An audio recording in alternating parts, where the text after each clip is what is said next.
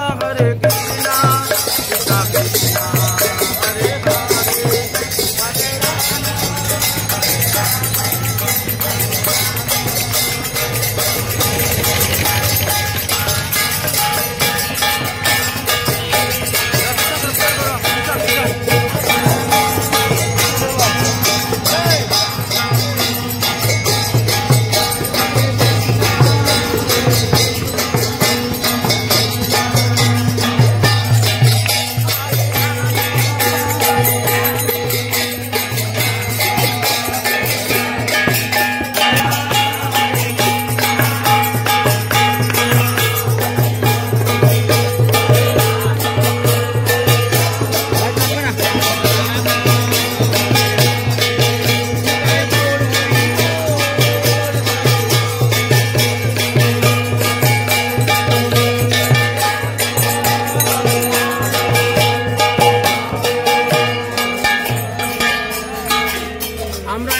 উপস্থিত হয়েছি কুসুম সরোবর।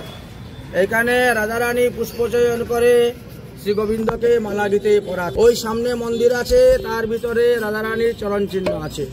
এই কুসুম সরোবরে একটা পরশমণি আছে। সনাতন গোস্বামীর কাছে যে পরশমণি ছিল, সেই পরশমণি এখানে আছে। ওই যে কোনার দিকে দেখছেন, ওখানে উদ্ধব ভাগবত করেছিলেন এক মাস ব্যাপী ভাগবত পাঠ করেছিলেন উদ্ধব মহাশয়। এই স্থান সেই দাপর যুগ থেকে এই কুসুম সরোবর অবস্থান করতেছেন। ভগবান শ্রীকৃষ্ণ গোচারণ করতে আসতেন। এইখানেই ভগবান শ্রীকৃষ্ণের বংশীচুরি লীলা হয়েছিল।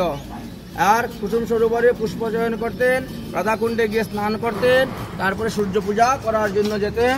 আমরা সংক্ষেপে এই কুসুম সরোবর দর্শন করে মাহাত্ম্য কথা বললাম। রাধে রাধে।